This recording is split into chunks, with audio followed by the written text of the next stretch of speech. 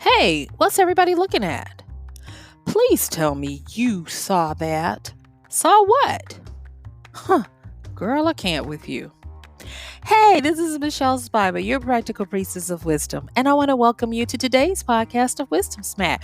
Mwah! So join me on the flip as we get into looking at, hmm, do you need an awareness tune-up? I'll see you then.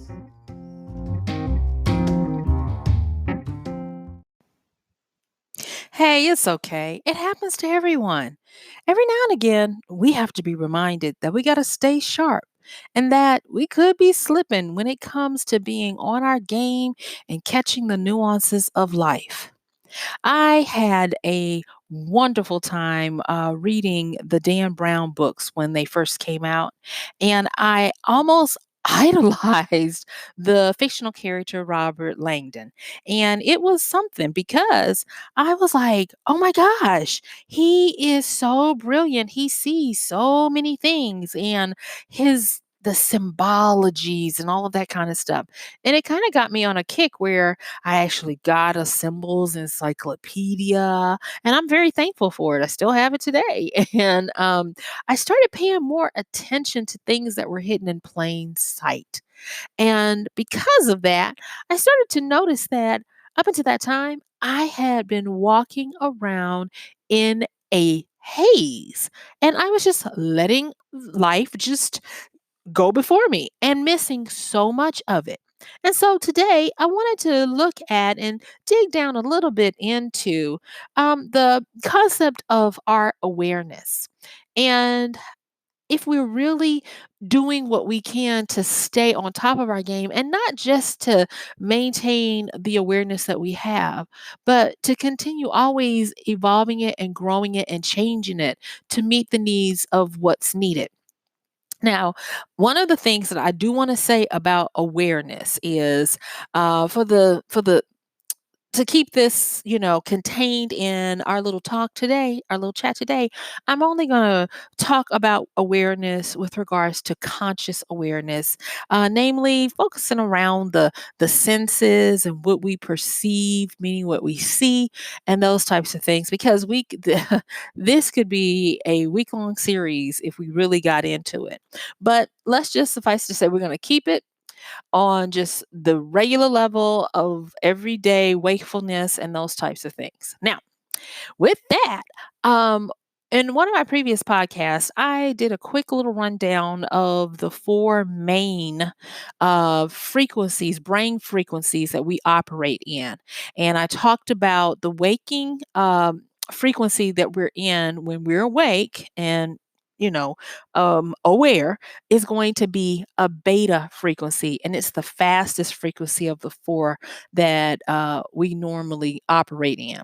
And then just below that one would be alpha, and it's a little slower, and it's kind of like that trance, the daydream, and it makes you highly susceptible to suggestion and for inputting things. It's kind of like the perfect time, not time, but frequency to be in if you want to absorb and learn stuff.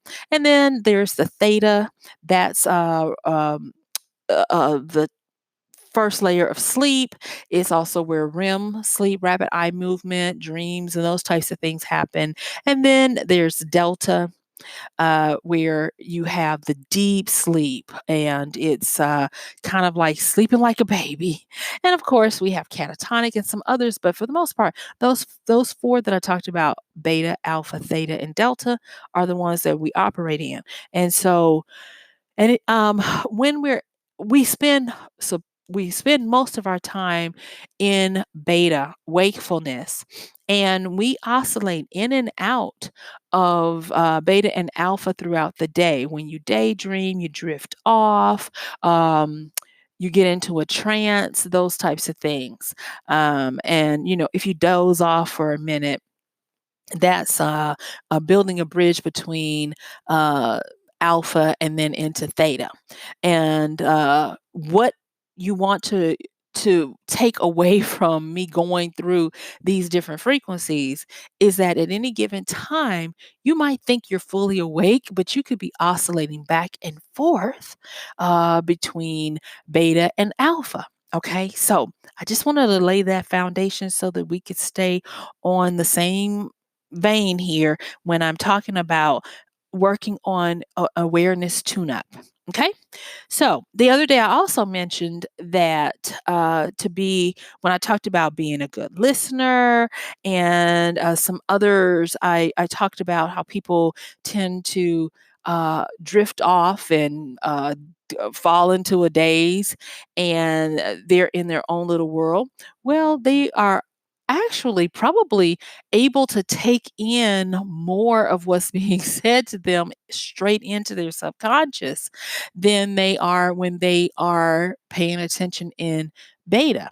And it might be that they don't realize that when they go to sleep, maybe that night or another night, that they could easily start processing that conversation that they had because it has been stored and filed in their temporary memory to decide whether it's a keeper or if it's a goner.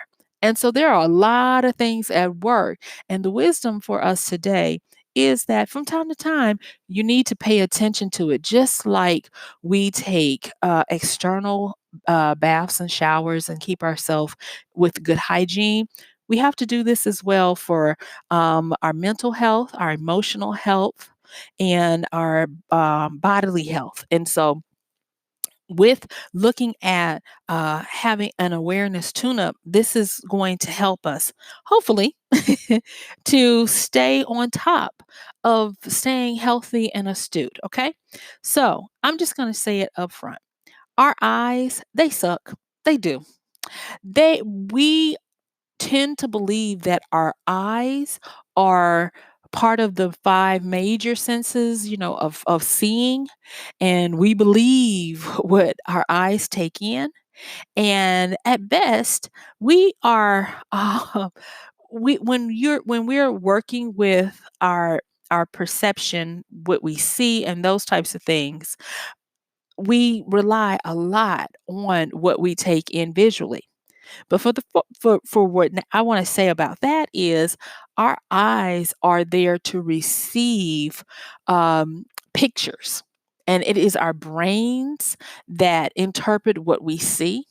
And thus, that is at best an illusion of what we take in because our eyes are only part of the receptors and part of the senses that we work with.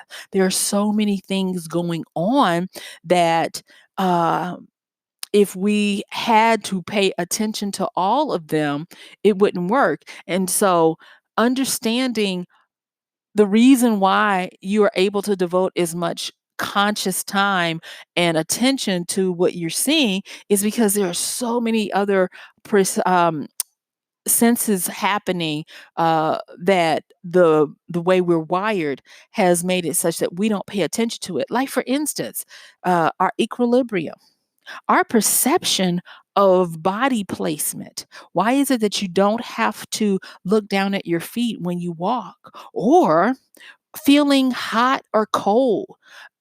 It's and knowing the difference. It's not just part of the feeling senses. It is a kinesthetic perception or receptor that allows us to put our hand close to a fire and feel the heat from afar before we even get close enough to touch it. And it just goes on and on. At any given time, scientists they say that we land on somewhere between 14 and 20 senses are part of our sensory network. So the top 5 are the ones that are easiest for us to get familiar with that are going to give us a lot of bang for our buck to be aware of. But if you think about it and you're only thinking that you have that not have to, but you're only thinking that there are 5 senses and no more, your awareness is going to be a little stunted because you're either, and I don't want to say you're ignoring it, but I'm saying that there's so much more out there that is happening. And no, you don't have to be a scientist or an expert in learning all these things. I'm just giving you this stuff up front so that um, we can have a better understanding that our world is so much more than what we see while we're awake. I'm not even trying to talk about the subconscious and all of these other levels and frequencies that we can experience. And but given where we are and what people believe is their reality, it is part of the fact that whatever you perceive is your reality. And too many times people think that their perception is totally dictated by what they physically see. And that's just not the case. And so today we're going to look at the fact that what we see is represents probably the most narrow plane of existence of reality that we can take in. Have you ever been in a situation where you could feel somebody's ire or anger from afar? You just knew. And no matter how much they tried to clean it up and say I'm fine or we're good, you knew. So, what is that? That is part of your awareness kicking in to help you to sense danger, to sense possible peril, and to send messages to your body to get you ready to either fight or flee. And so, there, like I said, there's a lot going on. And then what we have to do is we have to make these adjustments throughout the day. Going to work and working with coworkers and being thrust into groups of people not of your choosing, but simply because you all got thrown into a project together and you have to make it work, that whoa, that can really cause us to have to do overtime in trying to stay aware. And thus, if you're only relying on a narrow understanding of your awareness, it'll be very taxing. There'll be times when you might feel like, I just don't get it. I don't understand. Why is it so hard to be here to do this? Or why is this person slacking off? Or why am I having friction and tension with this person? Or get this one. Why do I feel like I need to be on guard, but everyone is smiling and seems to be happy? You see, the more we get into it, the more we have to realize that at any given time we are on a constant vigilance of trying to have self-preservation, self-protection, being aware, looking out for danger, looking out for opportunity. And so it is so important that we stop from time to time and do an awareness tune-up. Okay, so I've talked a little bit about um the frequencies that our brains are in, and at any given time when we're awake, we're vacillating between beta, which is wakefulness, and alpha, which is the dreamy, like daydreamy state, the trance state. And to be careful, because when you're in alpha, even though your mind might be on some daydream you've got going on, you are still highly susceptible to taking in things from your environment. All right, so now that we've got that down and we understand that, yes, we have more than five senses and that they're all at work, I want us to get to the point where we understand that what we are seeing a lot of times is what we is what we expect to see or what we want to see. There's this famous experiment where you have people doing something. The latest iteration of it is you'll have people throwing balls back and forth or actually playing a basketball game. And they tell you to count either the color, the red balls, or count how many times the ball is tossed to the people in green jerseys or whatever. And what they do, and this the last one I saw was on this show called Brain Games. And so at the end, they ask you how many times Or did you guess the amount of times? And a lot of people can answer it because they've been paying attention. They are really aware. And then the next question usually is, did you see the gorilla? That, did you spot the gorilla? And people are like, what? There was no gorilla. And so what ends up happening is they'll, show, replay the whole thing and show, because you're now looking for the gorilla, that the gorilla comes in the middle of the court and stands there for a pregnant pause before walking back off. And sure as sugar, there is a gorilla there. And so they do this to show us that we have, and they call it unintentional blindness, meaning that if you're not expecting it, you have a higher probability of not seeing it. And that's how things can hide in plain sight. And so, because of that, we are always needing to practice our awareness of not only looking for what we expect, but looking for outliers. I am a proponent of strengthening our observational skills and our skills of deduction. I am also a proponent for not taking things at face value because, uh, what we expect and what we want to see is usually only going to be the surface. We have to realize that we got to go underneath, and that everything that we take in with our eyes, and yes, I said everything, is at best an icing on a deep layer cake that lies beneath. And we have to take the time to not take it for granted, because it's a skill, and it can be honed and sharpened, but it can also act like a muscle where it gets loose and relaxed. And so many things can go over our heads that we might want to pay attention to, because knowing them can do everything from helping us to gain favor and have greater opportunities to receive things that we want, all the way down to possibly causing us to get into mortal danger.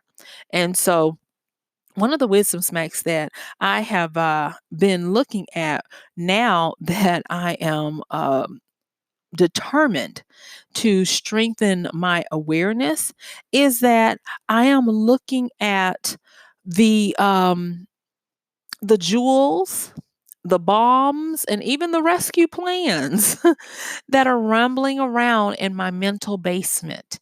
And the mental basement is that those memories, or even your subconscious, that hold things for you. It's kind of like you've put them to the side, and every now and again they sneak out, but sometimes when you actually sit down, you can call forth memories or things that you want to think about.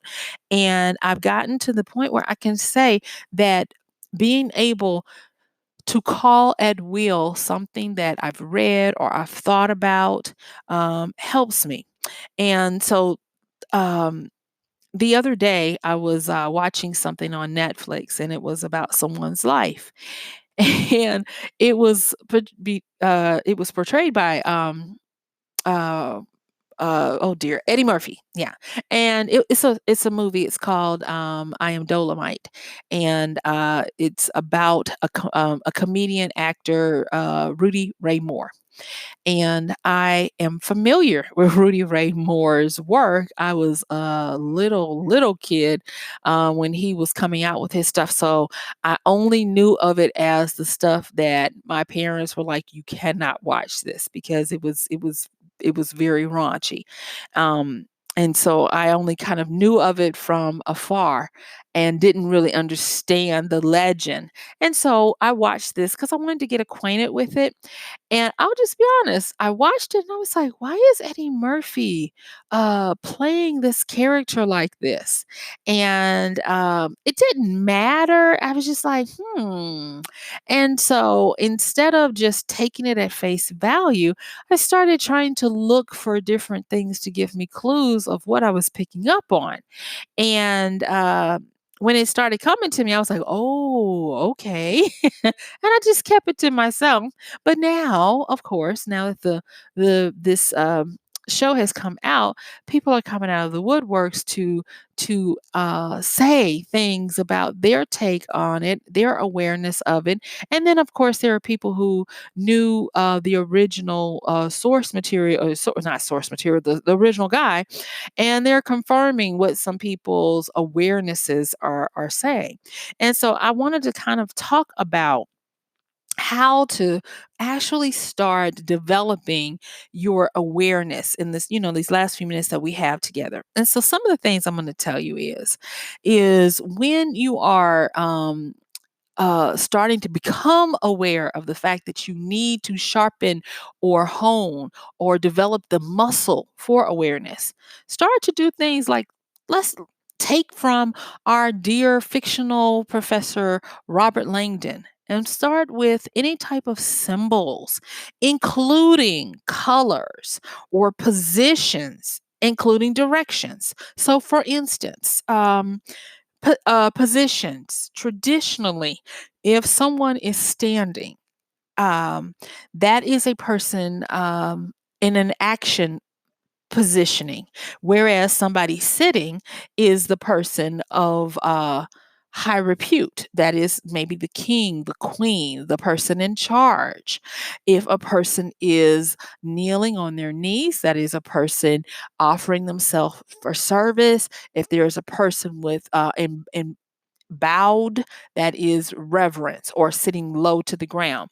And I even talked about this a little bit in the podcast where we talked about status and station.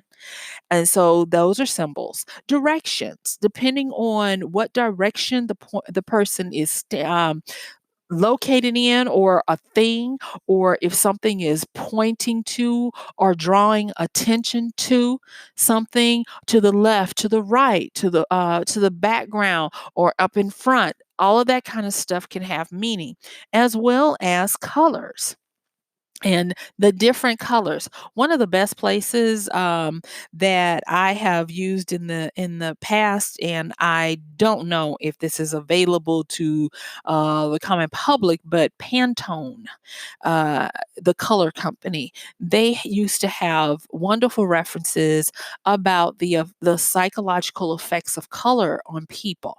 And they used to talk about it in terms of the primary colors of, if you want to elicit certain responses out of people, use certain colors. And also, certain colors have symbolic meaning of tradition over the years.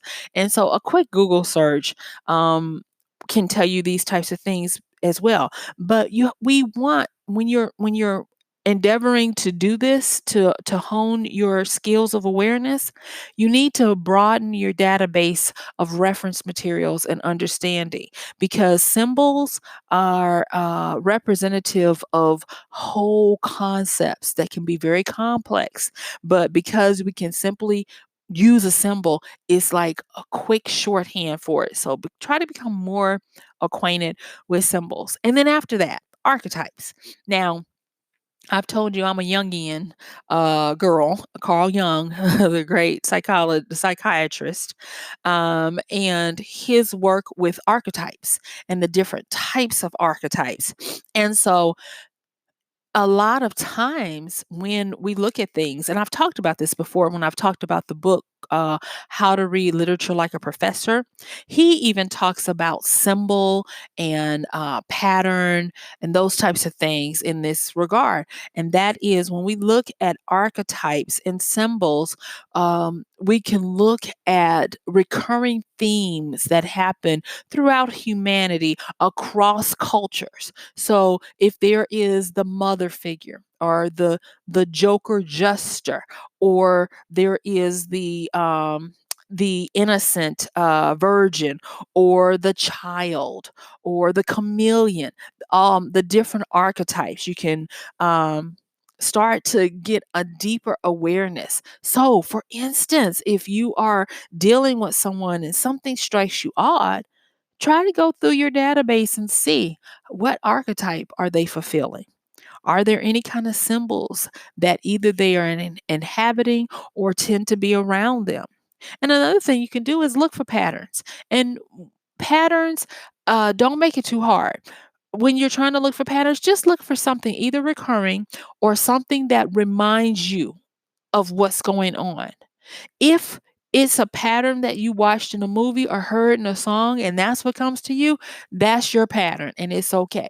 You don't have to try to look at the pattern and see the patterns the way someone else would, because patterns, like metaphor, and I'm going to mention that one too, they are individual. They have to make sense to the individual. And then the next one is metaphor. What is something that's the same as? Or what's the simile? Is this like something else that might on the surface appear to not have any kind of relation, but it puts you in mind of? Then that's another way to do the decoding and understanding what you're seeing, how to get those different understandings, and understand that everything that we see. And when I say see, I'm not just talking about our eyesight. Everything that we see, we take in, we perceive, we feel, we sense. Everything is a layer upon a layer. Remember, there is always another secret to be revealed and answered. And not for nothing, we are coded and made to solve puzzles, to close loops, to investigate. And that is why we have, for some of us, it's a seed, but for other of us, it's raging forest of curiosity that help us to dig deeper, to investigate, and to deduce, observe, and understand what's going on and what's really happening. And I'm going to tell you, if you take the time to do this, to do an awareness tune up, you're going to be rewarded with a lot of benefits that you've been leaving on the table, possibly. I mean, I'll say it. For me, I have to remember, oh my gosh, did I miss the gorilla in the middle of the basketball field? Did I miss the coded message that was more important than the surface story that was being told to me? And I do want to say this, that if you start doing this, seriously, the wisdom smack here is you will understand that what you take for granted, the low hanging fruit, the easy stuff that you can see with your eyes, is at best a children's fairy tale as to what is really going on. And I want you to focus on that, because a lot of people believe they're lying eyes. And just because something seems to not be going in your favor, you may give up on it. You may say, this is hopeless. This is not for me. I'm going in the wrong path, where it might simply be a symbol to show you that this is a pattern that has happened in your life. And if you get past it, you won't have to deal with that pattern anymore. Or it could be something else. But when you take the time to do a little bit of tuning up of your awareness to see what's really going on and understand that what you see with your eyes is the smallest part of the reality of what's really going on, you'll start to see that everything you see really is icing and it is covering up the real cake beneath. So don't forget to use your knowledge of patterns in your life, metaphors that you can relate to, or similes to make you understand that, oh, this situation is like this, or this person is like that person I used to know. Use archetypes. And if you don't know them, they have them on Wikipedia, Google it, learn the top archetypes, so that when you come up with new situations, you can put a title on it or tag, and therefore it becomes more manageable for you, so that you don't feel like you're just being tossed to and fro out here. And you will notice that your awareness will become keen and not too much will get by you. Wisdom is a wonderful thing in that wisdom does not deny you when you truly seek it out. Just doesn't. And so I want you to understand that you don't have to only see what you expect and want to see. You can see so much more that really is there, but you have to take time to look for it. It makes you search it out, it makes you work for it. But when you do, it will give you so much more insight and so many better avenues and angles and ways to gain more out of the situation than you could have ever imagined. And so I hope that you take the time to try this and to work on it. It's not going to happen overnight. It is a muscle and a skill that either you got to brush off, you got to work on, or you got to elevate to the next level. But I know you can do it because we are so well equipped with it. Engage your curiosity. Understand that you really are coded and wired to solve problems and go from there. So, guess what? Yes, my time is up. I thank you for yours. This has been Michelle Spiva, your practical priestess of wisdom, with another podcast of Wisdom Smack. Thank you so much. Thank you, dear hearts. And guess what? Yep, I'm going to see you tomorrow. Bye.